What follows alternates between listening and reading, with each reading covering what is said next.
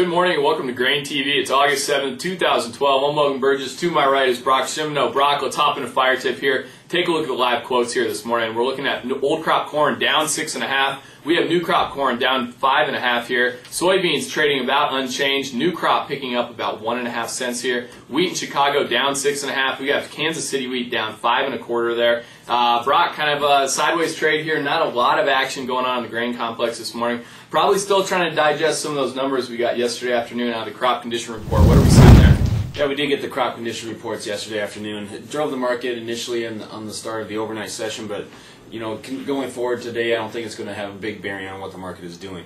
As you can see here, corn is actually down 1% in the good to excellent ratings from last week. That's right in line with what the analysts were expecting. Soybeans left unchanged at 29% good to excellent, and spring wheat was sitting in there at 63% good to excellent.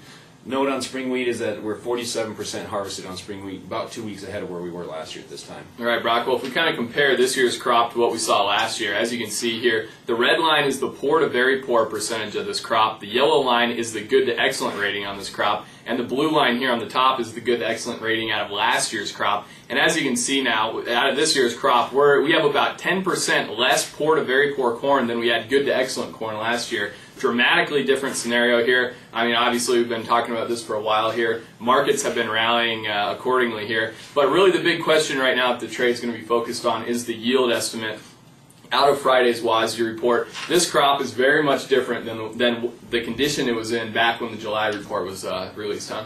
Yeah, if we take a look at the top 5 producing states, these states account for about 65% of all corn production. You can see that on last WASDE report in July, this is where we were standing on the good to excellent ratings for those top 5 states. Take a look at the blue line in particular. That's Iowa, the #1 corn producing state. And this is where we are as of this reporting period for the August report. You can see we've fallen off drastically, especially in Iowa, the blue line again.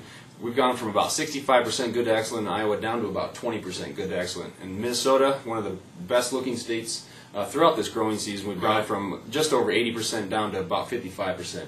So those are a couple states that have really fallen off that we didn't really see reflected in the last USDA WASDE report. All right, out of the yield estimate, what's the trade kind of expecting? Well, last week we saw the trade kind of have this pegged around 129 as kind of the average trade guess. They actually revised that lower here, two percentage points. Now the average trade guess, as reported by Thomson Reuters, is around 127 bushels per acre. We're going to have to watch that number closely here. Obviously in Friday's report, that's going to be a big market mover.